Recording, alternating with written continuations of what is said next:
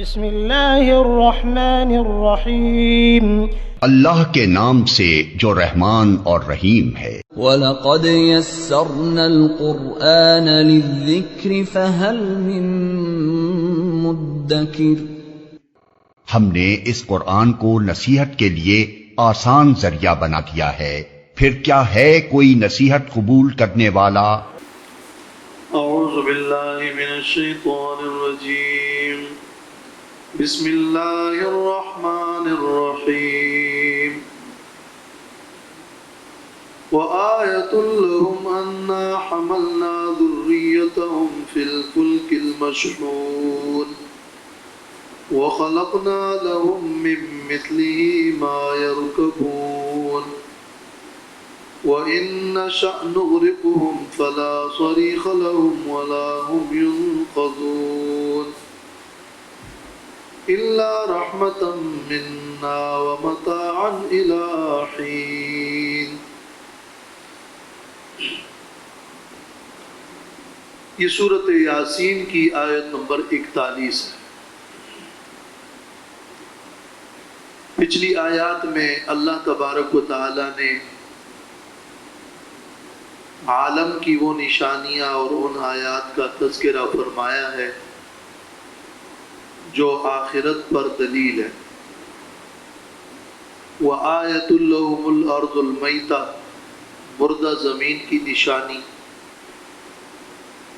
وَآیَةٌ لَهُمُ اللَّيْلُ، رات کی نشانی۔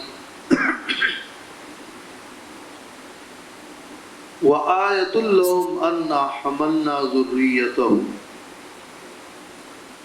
اور اب ایک اور نشانی کہ وَآیَةٌ لَهُمْ، ان کے لیے نشانی ہے أَنَّا حَمَلْنَا ذُرِّيَّتَهُمْ، کہ بے شک ہم نے سوار کیا ان کی نسل کو فی الفلک المشحون، بھری کشتی میں۔ اللہ تعالیٰ کی قدرت کی نشانیوں میں سے یہ نشانی بھی ہے کہ اللہ تعالیٰ نے انسان کو پانی اور سمندر میں سفر کرنے کے لیے کشتی کی ایک سمجھ عطا فرمائی اور یہ نعمت عطا فرمائی کہ وہ اس میں سوار ہو اور اس میں نقل و حمل کر سکے۔ تو اس سے پہلے جو نشانیاں تھیں زمین کی، رات کی، وہ زمانی اور مکانی تھی، مگر وہ خشکی کی نشانیاں تھیں اور وہ بری نشانیاں تھیں۔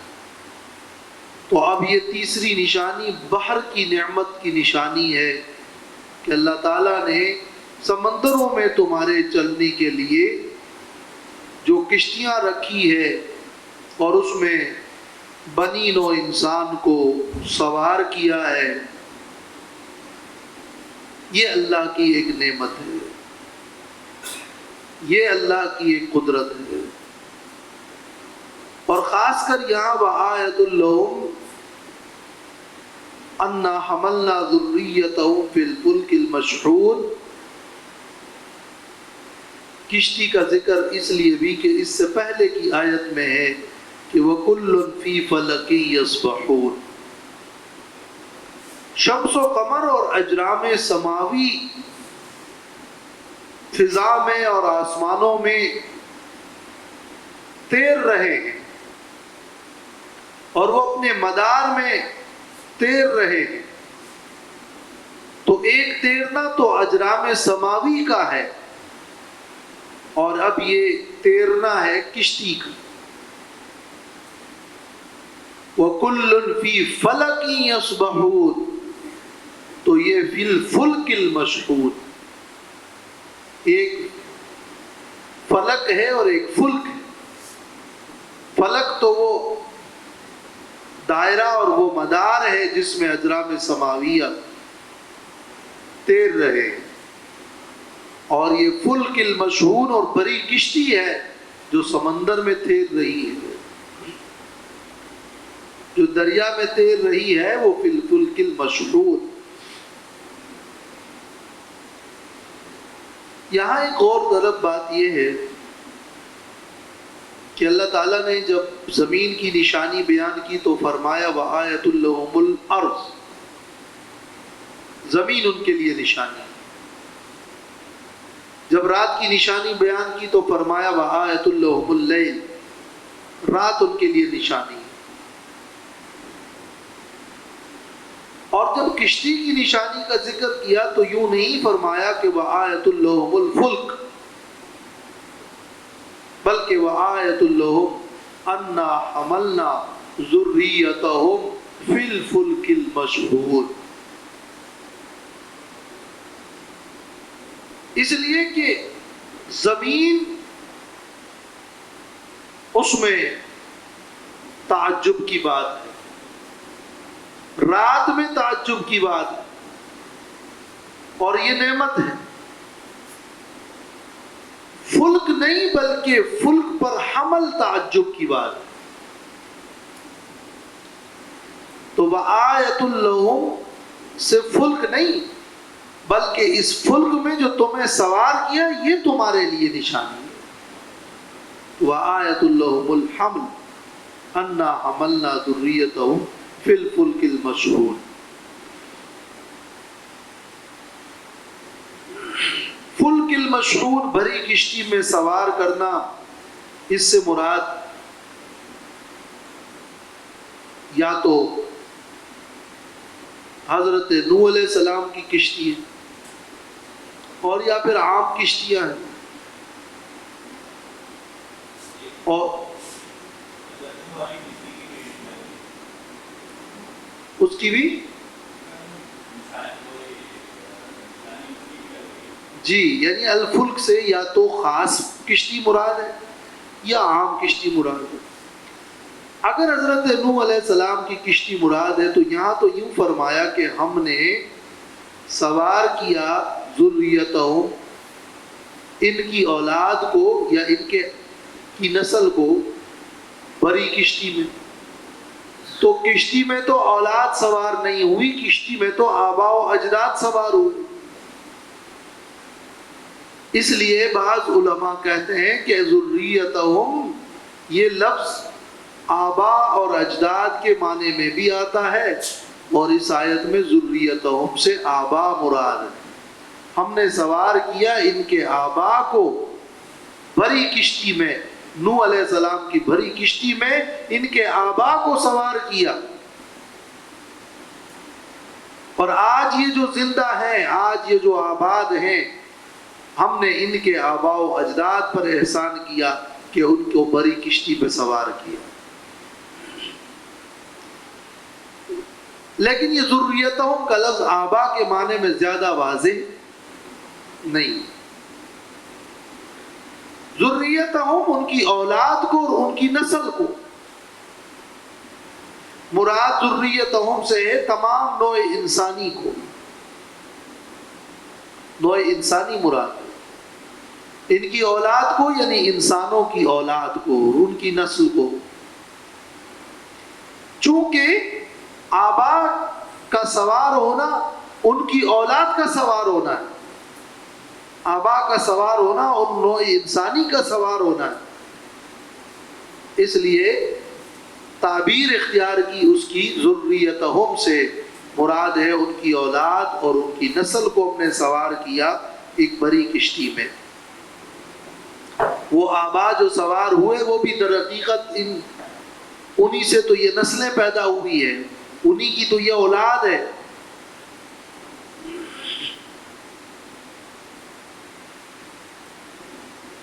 فی الفلک المشحون، بھری کشتی میں، مشحون کا مطلب ہے بھری ہوئی کشتی۔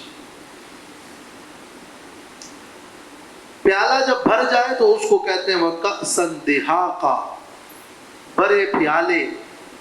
دحاقہ کا مطلب ہوتا ہے بھرنا پیالے کا، اور ملأ کا مطلب بھی بھرنا ہوتا ہے۔ لیکن خاص کر کشتی کے بھرنے کے لیے لفظ شحنہ استعمال ہوتا ہے. المشحون بھری کشتی. بھری کشتی میں ہم نے ان کی نسل کو سوار کیا. یہ بھری کشتی کیوں فرمایا؟ المشحون کے لفظ میں کیا فائدہ ہے؟ وہ فائدہ ایک تو یہ ہے کہ ہم نے انسان پر اتنی بڑی نعمت کی کہ صرف انسان کی جان بخشی اور اس کی جان نہیں بچی، بلکہ ہم نے بھری کشتی کو میں ان کی نسل کو سوار کیا کہ اس کے اندر اور بھی مال و متاع اور ساز و سامان اور حیوانات تھے جو ان کے لیے اتنی بڑی نعمت ہے کہ صرف ان کی نہیں بلکہ پوری بھری کشتی، یعنی ان کے بچاؤ کے ساتھ ساتھ مال و متاع کا بھی بچاؤ ہوا. اور کشتی وہ صرف ان کی جان نہیں بلکہ ان کی مال کے لیے بھی مفید ہے. تو مشہور کے لفظ میں نعمت کو گویا مزید بڑھا دیا. اور دوم یہ کہ فرمایا اگرچہ وہ کشتی بھری ہوئی تھی لیکن پھر بھی ہم نے ان کو بچایا. گویا میرا یہ بچانا اور میرا یہ سوار کرنا وہ باوجود اس کے تھا کہ وہ کشتی بھری ہوئی تھی اور وہ بظاہر غرق ہو سکتی تھی، مگر اللہ نے اپنی قدرت سے ان کو نجات دی اور بچایا. وَآیَةٌ لَهُمْ، اور ان کے لیے نشانی ہے یہ بھی کہ اَنَّا حَمَلْنَا ذُرِّيَّتَهُمْ، ہم نے سوار کیا ان کی نسل کو فِي الْفُلْكِ الْمَشْحُونِ، ایک بڑی کشتی میں. وَخَلَقْنَا لَهُم مِّن مِّثْلِهِ مَا يَرْكَبُونَ، اور ہم نے پیدا کیا ان کے لیے مِّن مِّثْلِهِ، اس کشتی کے مثل، مَا يَرْكَبُونَ، وہ سواریاں جن پر وہ سوار ہوتے ہیں، جن پر وہ سواری کرتے ہیں. کشتی کے مثل پھر ہم نے مخلوق کو سواریاں اور بھی پیدا کی. مراد یا تو یہ ہے کہ اس کشتی نوح کے مثل اور کشتیاں بھی ہم نے عطا کی اور پیدا کی. اور آغاز حضرت نوح علیہ السلام کی کشتی سے ہوا. اور یا یہ مراد ہے کہ اس کشتیوں کی طرح ہم نے دوسری سواریاں بھی ایسی رکھی ہیں بے شمار کہ جن پر یہ لوگ سواریاں کرتے ہیں، اور وہ سواریاں بحری سواریوں کی طرح بری سواریاں ہیں. بحری سواریوں کی بھی مختلف نوعیتیں اور بری سواریاں، اور اس میں وہ جانور، گدھے، گھوڑے، اونٹنیاں، اور پھر بعد کے ادوار کی کاریں اور ریل اور طرح طرح کی سواریاں. وَإِن نَّشَأْ نُغْرِقْهُمْ فَلَا صَرِيخَ لَهُمْ وَلَا هُمْ يُنقَذُونَ، اور اگر ہم چاہیں تو ان کو غرق کر دیں. فَلَا صَرِيخَ لَهُمْ، تو نہیں ہو ان کے لیے کوئی فریاد رس. وَلَا هُمْ يُنقَذُونَ، اور نہ ہی وہ بچا لیے جائیں.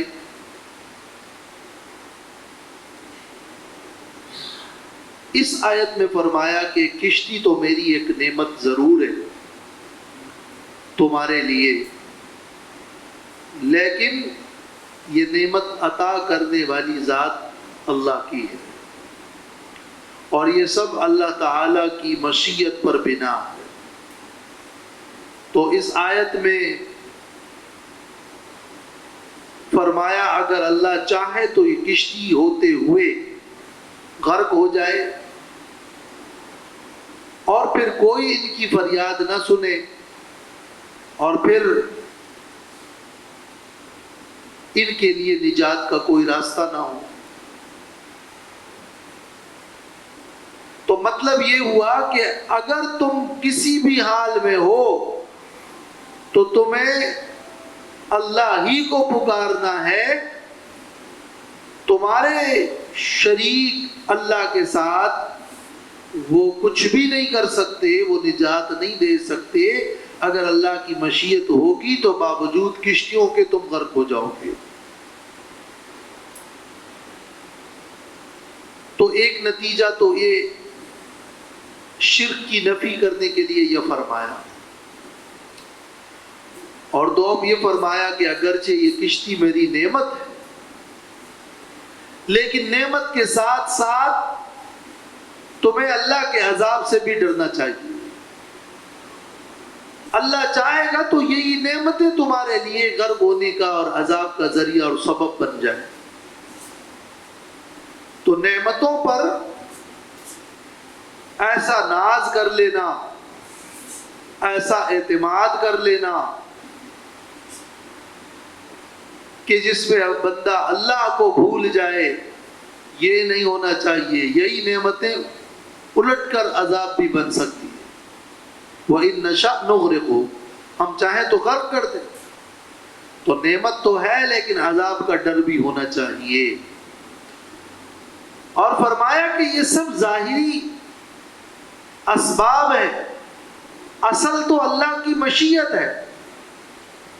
وَإِن نَشَأْ نُغْرِقْهُ، ظاہری سبب ہے کشتی، اس میں سوار ہو، اس میں نجات ہے، لیکن یہ سوار ہونا، یہ تمہارا نجات، یہ سب اللہ کی مشیت پر بنا ہے۔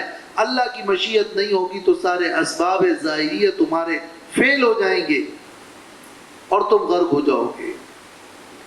تمہیں اللہ نے یہ کشتیاں عطا کی، لیکن تم اس کی وجہ سے اللہ کے امور تکوینیہ میں اور کائنات اور عالم میں تم متصرف نہیں بنے، تم خدا نہیں بنے۔ اس سمندر اور دریاؤں کو تم نے مسخر نہیں کر دیا، اس معنی میں کہ وہ تمہارے حکم کے تابع ہو، وہ تو اللہ کے حکم کے تابع ہیں، تمہاری تو خدمت کے لیے اللہ نے یہ نعمتیں عطا کی، تو تم اس کی صحیح پوزیشن سمجھ لو۔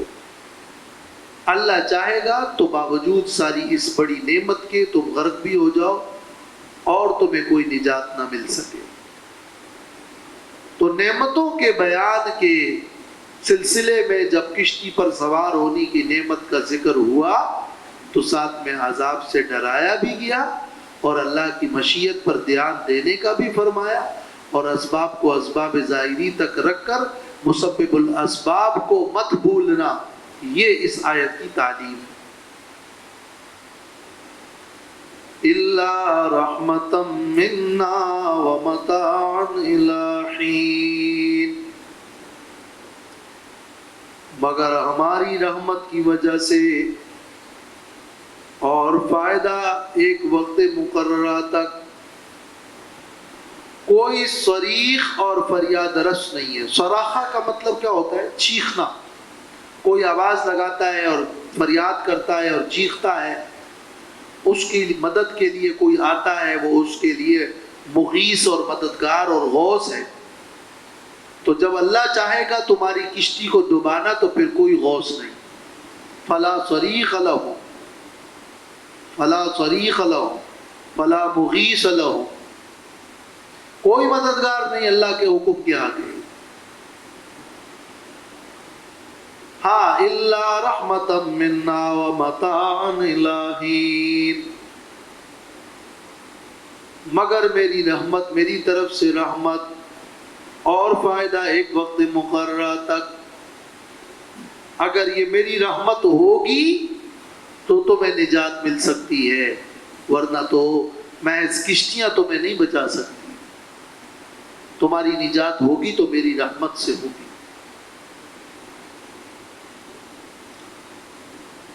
دو الفاظ فرمائیں، نجات ہوگی رحمت سے، اور ایک فائدہ ہے وقت مقررہ کا۔ رحمتاً اور متاعاً، رحمتاً اور متاعاً، دو الفاظ۔ ایک مومن اللہ کی رحمت کو مانتا ہے اور جو کچھ بھی ہے وہ اللہ کی رحمت کی بنا پر ہے، اور ایک مومن کو اگر نجات ملتی ہے تو یہ اس پر اللہ کا فضل اور اللہ کی رحمت خاصہ. لیکن ایک طرف کافر ہے اور اس کو نجات ملتی ہے تو یہ عمومی رحمت ہے اور دنیا میں ایک فائدہ ہے جو اللہ نے عطا کیا. وہ دنیا کے اس فائدے سے ایک زمانے قلیل اور وقت مقررہ تک مستفید ہو، اس کے بعد پھر وہ اللہ کی پکڑ میں آئے گا. اگر ہم چاہیں گے تو باوجود کشتی کے تمہیں غرق کر دیں، ہاں میری رحمت ہوگی تو میں بچا لوں گا. ہاں اگر میں ایک وقت مقررہ تک تمہیں مزید فائدہ دینے کے لیے موقع دینا چاہوں گا تو بچا لوں گا، ورنہ کوئی ذریعہ تمہارے بچاؤ کا نہیں ہوگا. تو رحمتاً و متاعاً میں گویا دو تصور دیے گئے. ایک تصور یہ کہ فقط اللہ کا فضل اور اللہ کی رحمت سے تمہیں نجات مل گئی اور ایک مومن کا اعتقاد ہے. اور ایک تصور دیا کہ ایک کافر جو نجات پاتا ہے وہ ایک وقت مقررہ تک کے لیے ہی اس کو دنیا کا فائدہ مل رہا ہے، ورنہ پھر وہ بعد میں پکڑا جائے گا، ورنہ اس کے لیے کوئی نجات نہیں. اور وَمَتَاعًا إِلَىٰ حِينٍ اس لیے بھی فرمایا کہ میری رحمت کی وجہ سے اگر اس دنیا کے عذاب سے تم بچ گئے اور کشتی محفوظ بھی ہو گئی تو یہ حفاظت دنیاوی کی بات ہو رہی ہے، اس کو کوئی دوام حاصل نہیں ہے. یہ ساری چیزیں ایک وقت مقررہ تک کے لیے فائدہ اور متاع ہے، آگے پھر زوال ہے، آگے پھر زوال ہے. لہذا اس کا وقتی ہونا بھی تمہاری نگاہ میں رہے. وَمَتَاعًا إِلَىٰ حِينٍ یہ جو نجات اللہ کی رحمت سے ملی یہ متاعًا إِلَىٰ حِينٍ ہے، ایک وقت تک کا فائدہ ہے. ورنہ اللہ تعالیٰ کو اگر یہ وقت تک ایک مقررہ وقت تک فائدہ منظور نہ ہو اور اللہ رحمت نہ فرمائے تو تمہارے سارے اسباب فیل ہو جائے اور کشتی غرق ہو جائے. تو جو کچھ ہے اللہ کی مشیت اور اللہ کی رحمت سے.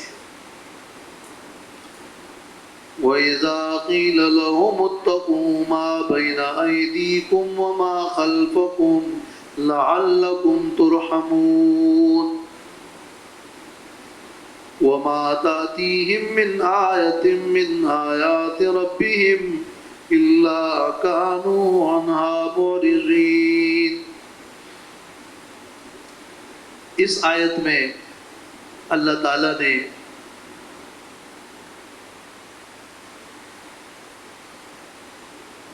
زجر بیان کیا ہے، یعنی اللہ رب العالمین نے کفار کے رویے کو ذکر کر کے اس پر انہیں ڈانٹا ہے کہ وہ اللہ کے حکم سے اعراض کرتے ہیں. جب انہیں کہا جاتا ہے کہ ڈرو، تقوی اختیار کرو، عذاب سے بچو تاکہ تم پر رحم ہو، تو ان کا رویہ یہی ہوتا ہے کہ وہ اعراض کرتے ہیں. چاہے کتنی ساری نشانیاں آ جائیں تو وہ اعراض کرتے ہیں. وَإِذَا قِيلَ لَهُمْ اور جب کہا جائے ان سے اتقوا ڈرو، ما بین ایدیکم اس عذاب سے جو تمہارے سامنے ہے، وما خلفکم اور اس عذاب سے جو تمہارے پیچھے ہے، لعلکم ترحمون تاکہ تم پر رحم کیا جائے. تو اعرضوا اذا کا جواب مقدر ہے، اذا شرط ہے اور اس شرط کی جزا مقدر ہے جو اگلی آیت سے از خود معلوم ہو رہی ہے. وہ اگلی آیت کیا ہے؟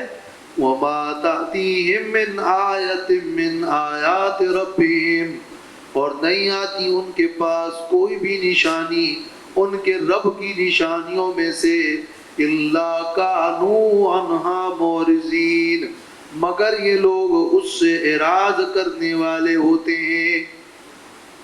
لہذا جب انہیں حکم دیا جائے کہ ڈرو عذاب سے تاکہ تم پر رحم ہو تو وہ اعراض کرتے ہیں. اعرضو، یہ وآیت لہم الارض زمین کی نشانی، وآیت لہم اللیل رات کی نشانی، وآیت لہم انا حملنا ذریتہم کشتی کی نشانی اور کشتی میں سوار ہونے کی نشانی. ان نشانیوں کے بعد فرمایا جب کافروں سے کہا جاتا ہے کہ ڈرو تو وہ اعراض کرتے ہیں. ان نشانیوں کے بعد اور کشتی کے مضمون کے بعد فرمایا جب کفار سے کہا جاتا ہے کہ ڈرو تو وہ اعراض کرتے ہیں. ربط کیا ہے؟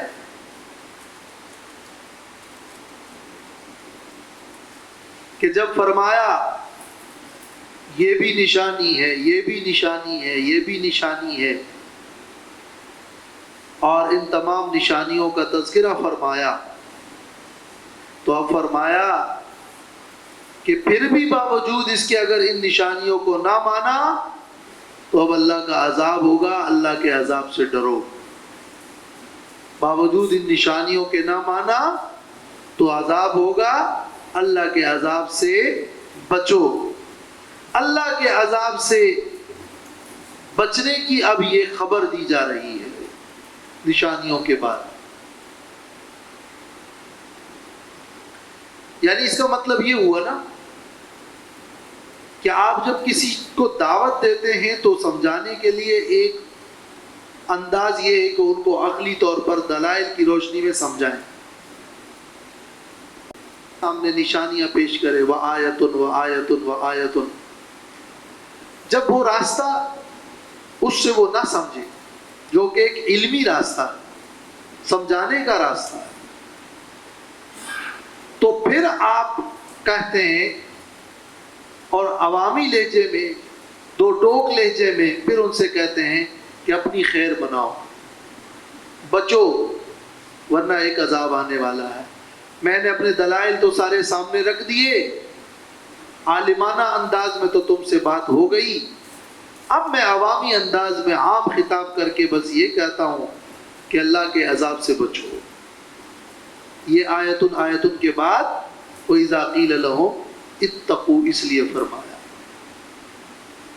پھر خاص کر جب اللہ نے فرمایا کہ ان کے لیے نشانی کشتی ہے، اور پھر فرمایا کہ ان کشتیوں میں سوار ہونے سے تمہیں دیکھیں نجات تو مل رہی ہے، لیکن اگر میں چاہوں گا تو تمہیں غرق کر دوں، یہ میرا عذاب ہے، اور میرے عذاب کا فیصلہ ہو جائے گا تو پھر تمہارا کوئی سبب تمہارے کام نہیں آئے گا، لہذا عذاب سے بچو.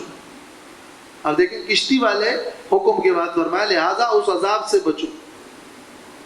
وَإِن نَّشَأْ نُغْرِقْهُمْ فَلَا صَرِيخَ لَهُمْ وَلَا هُمْ يُنْقَذُونَ. ہم چاہیں گے تو غرق کر دیں گے، لہذا اتقوا ما بین ایدیکم وما خلفکم، عذاب سے بچو. اور عذاب سے بچنے کے لیے فرمایا تھا نا کہ الا رحمتا منا، عذاب سے بچنا اللہ کی رحمت پر بنا. وہ عذاب سے بچنا کیسے ہوگا؟ وہ اللہ کی رحمت سے ہوگا. لیکن اللہ کی رحمت کیسے ملے گی؟ اتقوا ما بین ایدیکم وما خلفکم لعلکم ترحمون، تاکہ تم پر رحم کیا جائے. دیکھیں یہ آیت اس پچھلی آیت سے کتنی مربوط ہے. اللہ چاہے گا تو عذاب دے گا، لیکن جو نجات ہوگی رحمت سے ہوگی. حصول رحمت کے لیے تقوی ضروری ہے، حصول رحمت کے لیے تقوی.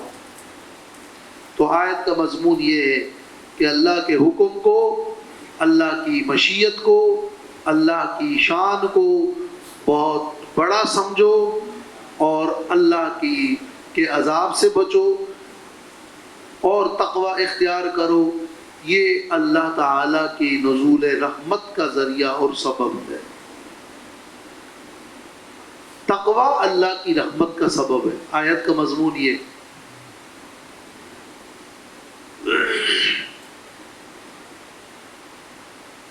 اتقوا ما بین ایدیکم وما خلفکم، بین ایدیکم کا کیا مطلب ہوتا ہے؟ دونوں ہاتھوں کے سامنے، جو دونوں ہاتھوں کے درمیان ہے، اس کا مطلب ہوتا ہے سامنے. اس کا مطلب ہوتا ہے آنے والا، سامنے بھی اور آنے والا بھی. یہ ما بین ایدیکم کا مطلب ہوتا ہے. اور ما خلفکم کا مطلب کیا ہوتا ہے؟ ما خلفکم کا مطلب ہوتا ہے پیچھے اور پچھلا. اب اس اعتبار سے فرمایا ڈرو اس سے جو آگے ہے، اس سے جو آنے والا ہے، اس سے جو سامنے ہے، اور ڈرو اس سے جو پیچھے ہے اور جو پچھلا ہے اور جو پوشیدہ ہے. اب آگے کیا ہے اور پیچھے کیا ہے،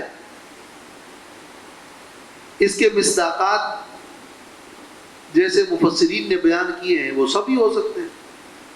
سامنے تو یہ بھی ہے کہ سامنے ایک عذاب دنیا میں آ رہا ہو،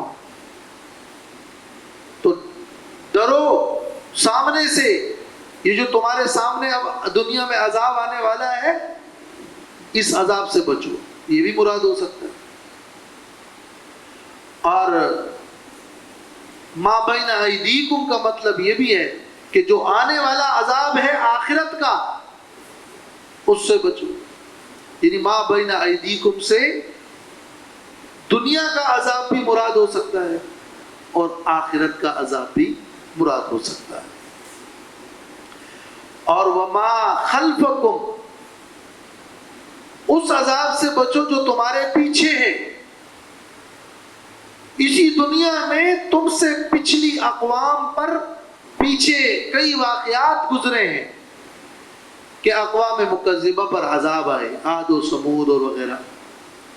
تو ان پچھلی تاریخ میں ان اقوام مکذبہ کے پچھلے عذابوں سے عبرت حاصل کر کے ڈرو، تو اس سے سبق لو. تو مراد اسی دنیا میں پچھلے اقوام کا عذاب ہے. تو دنیا کا عذاب وما خلفکم سے بھی مراد ہو سکتا ہے، اور وما خلفکم سے یہ بھی مراد ہو سکتا ہے کہ ڈرو اس عذاب سے جو ابھی آیا نہیں ہے اور ابھی تمہارے سامنے نہیں ہے، پیچھے. وہ آخرت کا وہ عذاب جو بعد میں پیچھے آنے والا ہے. اس لیے مفسرین میں ما بین ایدیکم و ما خلفکم میں یہ بھی فرمایا گیا کہ ما بین ایدیکم سے مراد ہے عذاب دنیا کا، اور ما خلفکم سے مراد ہے عذاب آخرت کا. اور یہ قول بھی اس کے برعکس موجود ہے کہ ما بین ایدیکم سے مراد ہے عذاب آخرت کا، وما خلفکم سے مراد ہے عذاب دنیا کا. یعنی اپنے لفظی الفاظ کے استعمال کے اس عموم کے اعتبار سے ما بین ایدیکم وما خلفکم، سامنے کے عذاب سے ڈرو، پیچھے کے عذاب سے ڈرو، آنے والے عذاب سے ڈرو، پچھلی قوموں کے عذاب سے ڈرو، دنیا کے عذاب سے اور آخرت کے عذاب سے ڈرو. یہ عذاب سے ڈرنا کیا ہے کہ ان اقوام پر عذاب آنے کے اسباب کیا تھے؟ وہ کفر تھا، وہ آخرت کا انکار تھا، وہ رسولوں کا انکار تھا، وہ اللہ کی نشانیوں سے عبرت نہ لینا تھا، وہ توحید کا انکار تھا. تو اس عذاب سے ڈرو، اس سے بچنے کا سامان کرو، اور وہ یہ ہے کہ تم توحید اور رسالت اور آخرت کو تسلیم کرو اور تیاری پکڑو.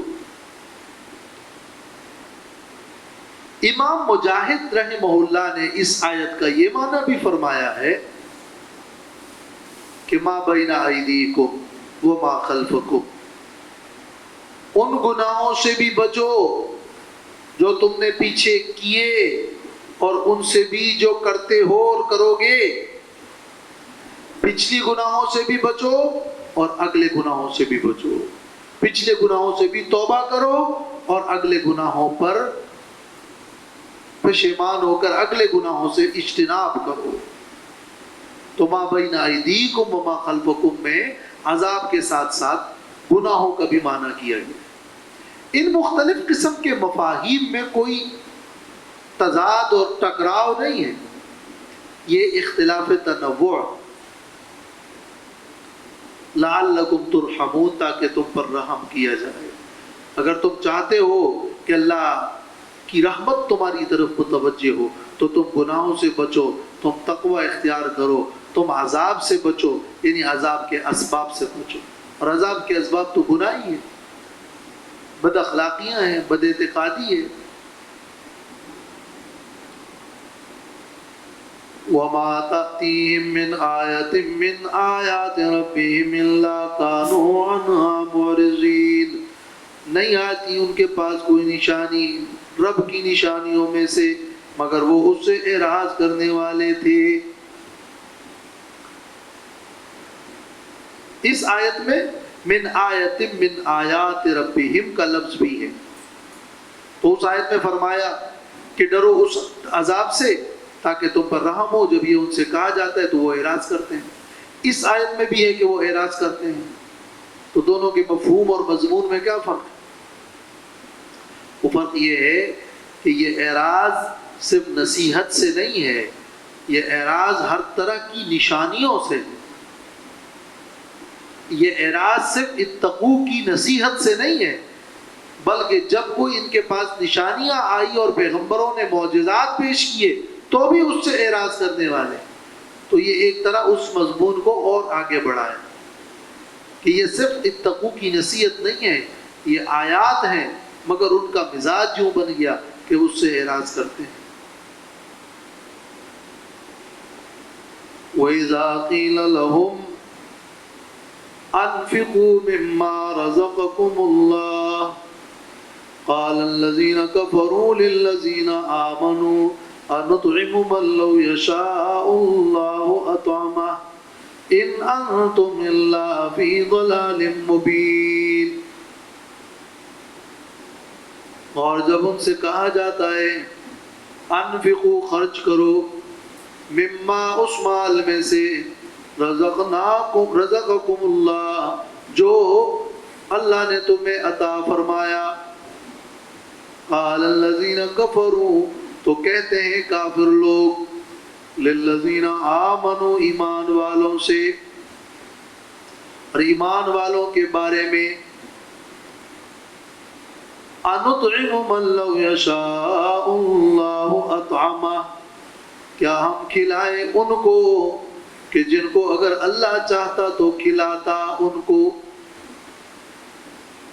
إِنْ أَنْتُمْ إِلَّا فِي ضَلَالٍ مُّبِينٍ نہیں ہو تم مگر صریح گمراہی میں۔ پہلے تو تھا کہ جب ان سے کہا جاتا ہے اللہ سے ڈرو تو وہ اعراض کرتے ہیں، اب ہے کہ جب ان سے کہا جاتا ہے اللہ کے راستے میں خرچ کرو تو وہ کہتے ہیں ہم کیوں خرچ کریں، ان کو جب اللہ ہی نے نہیں کھلایا تو ہم کیوں کھلائیں۔ پہلے تو ربط سمجھیں کہ آیت میں کیا ربط ہے۔ وہاں بھی ہے کہ جب ان سے کہا جائے اتقو، اور یہاں ہے جب ان سے کہا جائے انفقو، یعنی حکم جو ایمان والوں نے ان کو دیا اور اپنی دعوت پیش کی، وہ ایک دعوت تو یہ پیش کی کہ اتقوا ما بین ایدیکم وما خلفکم، اور دوسری دعوت پیش کی کہ انفقوا، یعنی دعوت کے دو رخ ہیں۔ ایمان کی دو بڑی باتیں ہیں، ایک یہ کہ بندہ اللہ کی تعظیم کرے، اللہ کی بڑائی کو تسلیم کرے، اللہ کی عبادت کرے، اور دوم یہ کہ اللہ کی مخلوق پر شفقت کرے۔ ایک اللہ کا حق ہے، ایک مخلوق کا حق ہے، ایک تعظیم لامر اللہ ہے، اور ایک الشفقۃ علی الخلق مخلوق پر شفقت۔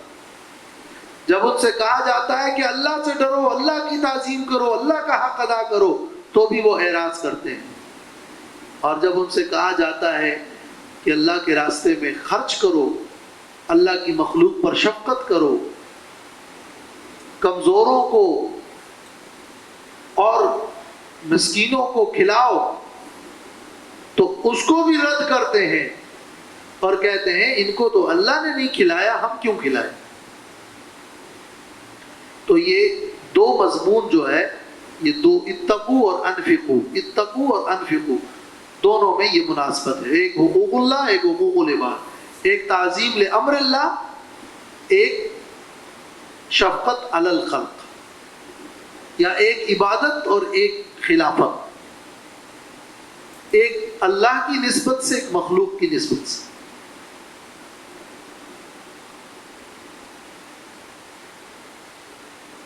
اب یہ کافروں کا جو جواب تھا، اس جواب کا کیا مطلب ہے؟ جب ان سے کہا جاتا ہے اللہ کے راستے میں خرچ کرو، تو وہ کہتے ہیں اَنُطْعِمُ مَن لَوْ يَشَاءُ اللَّهُ أَطْعَمَهُ.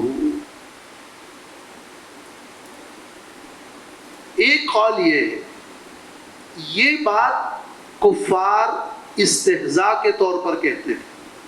استہزاء، تم کہتے ہو نا کہ اللہ رازق ہے، تو اب اللہ تمہیں کھلائے، ہم کیوں کھلائے؟ اللہ رازق ہے، ہم کیوں خرچ کریں؟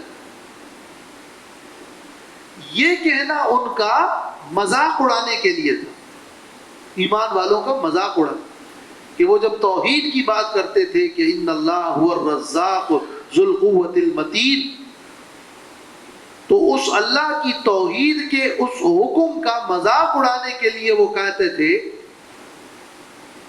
کہ ہم کیوں کھلائے جب وہ رازق ہے نا، اللہ کو تم رازق کہتے ہو تو اللہ کھلائے.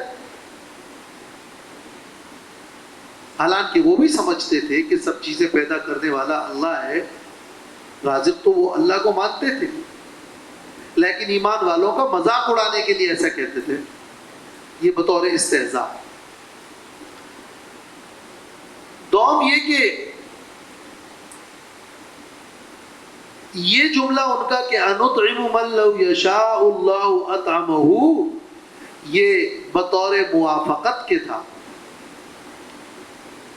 یعنی جب یہ غریب ہے تو ان کو غریب کس نے کیا؟ اللہ نے. ہم بھی مانتے ہیں اللہ نے کیا، تو اب ہم اللہ کے حکم کے خلاف نہیں کر سکتے. ہم اب اللہ ہی کے اس فیصلے کے اوپر ہم راضی ہیں، لہذا ہم نے اللہ ہی کے ساتھ موافقت کی ہے کہ جب اللہ نے نہیں کھلایا تو ہم بھی نہیں کھلائیں. اور تفاسیر میں ہے نا کہ ایک عربی تھا اور وہ ایسا ہی کرتا تھا کہ جو اونٹ جو ہے دبلے پتلے تھے ان کو وہاں پر یعنی چارہ دیتے ایسی زمین میں کہ جس میں کچھ نہیں ہوتا تھا، اور جو موٹے تازے ہوتے تھے ان کو اس زمین میں کہ جس میں چارہ اور گھاس اور چیزیں زیادہ تھیں. اور فلسفہ یہ تھا اس کا کہ ان کو اللہ نے ہی دبلا پتلا کیا، اس کو اللہ نے ہی پربا کیا ہے، تو اب اللہ ہی کے حکم کی موافقت میں میں ایسا کر رہا ہوں. یہ بطور استہزاء ہی نہیں بلکہ یہ اپنے ایک فلسفے کے تحت ایسا کر رہے تھے بطور موافقت کی. یہ دوسرا قول.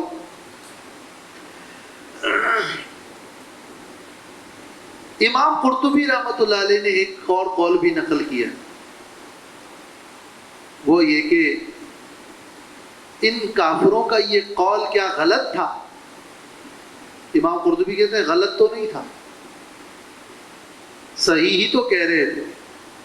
اللہ چاہتا تو ان کو کھلاتا، ہم بھی کہتے ہیں اللہ چاہتا تو کھلاتا، اس میں غلط کون سی بات؟ غلط بات یہ نہیں ہے کہ اللہ چاہتا تو کھلاتا، نہیں، اللہ چاہتا تو نہ کھلاتا. کیا اس کے برعکس ہے؟ جملہ تو صحیح ہے. بعض جملے صحیح ہوتے ہیں، بیانیہ صحیح ہوتا ہے، اس کی مراد غلط ہوتی ہے. کلمۃ حق ارید بہل باطل، بعض کلمے اچھے اور حق ہوتے ہیں لیکن ان کی مراد باطل ہوتی ہے. باطل کو اچھی صورت میں پیش کرنا، یہ کفار ایسا ہی کرتے ہیں اور کرتے تھے کہ وہ باطل کو اچھی صورت میں پیش کر رہے تھے. مقصد تو ان کا مال خرچ نہ کرنا تھا، مقصد تو ان کا بخل تھا، لیکن اس کے لیے یہ فلسفہ گڑا گیا، الفاظ یہ استعمال کیے گئے کہ ان کو اللہ نے نہیں کھلایا، اللہ چاہتا تو ان کو کھلاتا، اللہ نے نہیں چاہا تو اللہ نے نہیں کھلایا.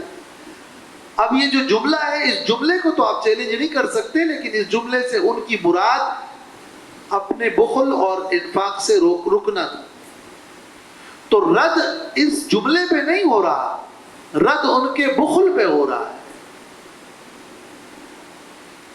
اور اس کی ایک وجہ یہ بھی ہے کہ یہ جو کہا جاتا ہے مشرکین سے کہ جب ان سے کہا گیا اللہ کے راستے میں خرچ کرو، تو سوال یہ کہ اگر کوئی مشرک اللہ کے راستے میں خرچ کرے تو کیا اس کو اجر ملے گا؟ مشرک کو تو اجر ہی نہیں ملتا. پھر جب ان سے کہا جائے گا کہ اللہ کے راستے میں خرچ کرو، تو اگر وہ اپنا سارا مال بھی خرچ کرتے ہیں تو کیا ان کو اجر ملے گا؟ اجر تو پھر بھی نہیں ملے گا. تو پھر ان سے کیوں کہا جا رہا ہے کہ انفقوا مما رزقکم اللہ؟ یعنی یہاں مقصد خرچ کرنا نہیں، خرچ کرنے کا حکم مقصود نہیں ہے. مقصود یہ کہ تمہیں مخلوق پر ایک ترس ہونا چاہیے، تمہارے اندر ایک ہمدردی ہونی چاہیے، تمہارے اندر کچھ اخلاق ہونے چاہیے. تم ان چیزوں کے مکلف ہو، ان بنیادی اخلاقیات اور ہمدردی کے جس کے تم مکلف ہو، تم اس سے اعراض کرتے ہو، تمہارے دلوں کے اندر کوئی نرمی نہیں ہے. تو رد اس پر ہے کہ دل اتنے سخت ہیں ان کے، رد اس پر ہے کہ وہ اتنے بخیل ہیں، رد اس پر ہے کہ ان میں شفقت نہیں. جیسے ہم بتایا نا کہ آیت کا جو مضمون ہے وہ مخلوق پر شفقت. اللہ تعالیٰ نے ایک اور آیت میں بھی قرآن مجید میں فرمایا ہے سورۃ حاقہ میں کہ انہ کان لا یؤمن باللہ العظیم ولا یحض علی طعام المسکین. کافر لوگ اللہ پر ایمان نہیں لاتے اور مسکین کو کھانے پر نہیں ابھارتے. مسکین کو کھانے پر ابھارنا کیا واجب ہے؟ تو ایک مستحب عمل. وہ مستحب کوئی نہیں کرتا تو کیا اس پر جہنم میں جائے گا؟ لیکن وہ جہنم جا رہے ہیں. وجہ یہ نہیں ہے کہ وہ کوئی ایک مستحب فقہی طور پر ایک مستحب عمل نہیں کر رہے، بلکہ وجہ یہ ہے کہ ان کے دلوں کے اندر ترس نہیں ہے، سختی ہے، دلوں میں نرمی نہیں ہے.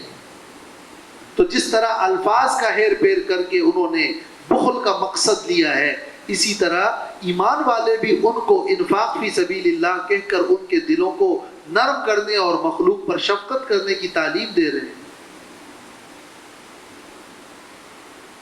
ورنہ کافر لوگ تو اس معنی میں فروع کے مخاطب نہیں ہے کہ کوئی کافر سے کہے اب نماز پڑھو. جب تک وہ کافر ہوگا تو اس کی تو نماز قبول ہی نہیں ہے. تو کافر سے کہنا کہ نماز پڑھو اس کا مطلب یہ ہے کہ ایمان لاؤ اور نماز پڑھو. کافر سے کہنا کہ اللہ کے راستے میں خرچ کر دو اس کا مطلب یہ ہے کہ ایمان لاؤ اور اللہ کے راستے میں خرچ کرو. جس طرح کوئی کسی سے کہتا ہے کہ نماز پڑھو تو اس کا مطلب یہ نہیں ہے کہ بغیر وضو کے پڑھو. نماز کی جو شرط ہے وہ پوری کر لو. اسی طرح اللہ کے راستے میں خرچ کرو کا یہ مطلب نہیں ہے کہ ایمان لائے بغیر خرچ کرو. اس کی جو شرط ہے اس کو پوری کر لو، اور وہ شرط یہی ہے کہ ایمان لے آؤ.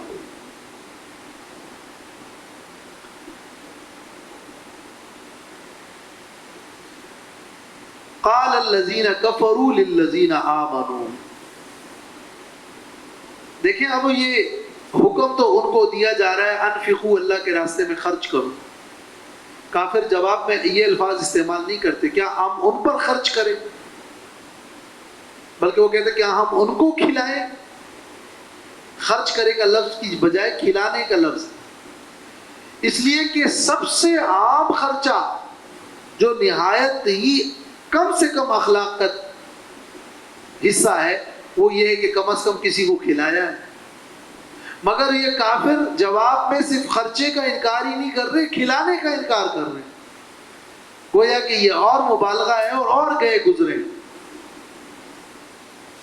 حالانکہ کھلانا کافروں اور مشرکین مکہ کے نزدیک بھی بہت عمدہ اخلاق اور وہ سخاوت کو اچھی چیز سمجھتے تھے.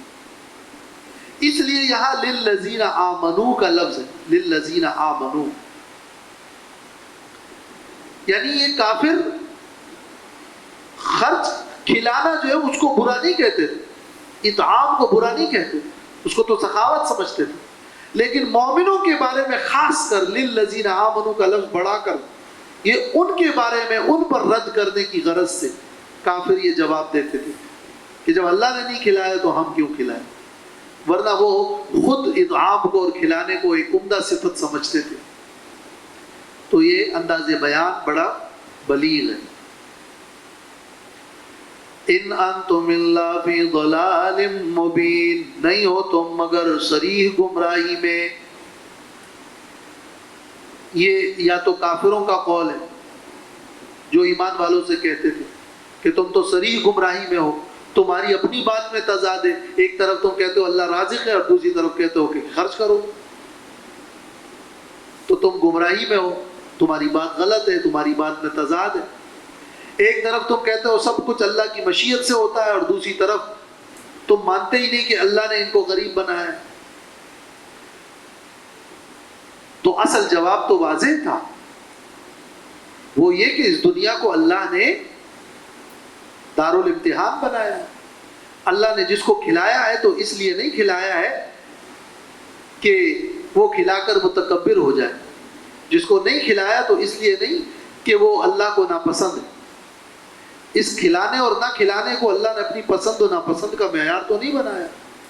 اللہ نے جس کو نہیں کھلایا اس کو کہا صبر کرو، جس کو کھلایا اللہ نے فرمایا شکر کرو، جس کو نہیں کھلایا اس کو آزمائش بنائی ان کو جن کو اللہ نے عطا فرمایا کہ وہ ان کو کھلاتے ہیں یا نہیں کھلاتے۔ تو اللہ کے اس امتحان کو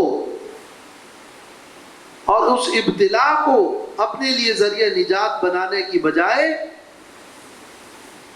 اسی سے گمراہ ہونے کی کوشش، اس کا مطلب یہ ہے اور اس کا مطلب یہ ہوا کہ باطل اور باطل پرست چاہتے ہیں تو وہ حق فلسفوں کو کے مقابلے میں بہت سارے باطل فلسفے پیش کرتے ہیں، اور خوئی بدرہ بہانہ بسیار است۔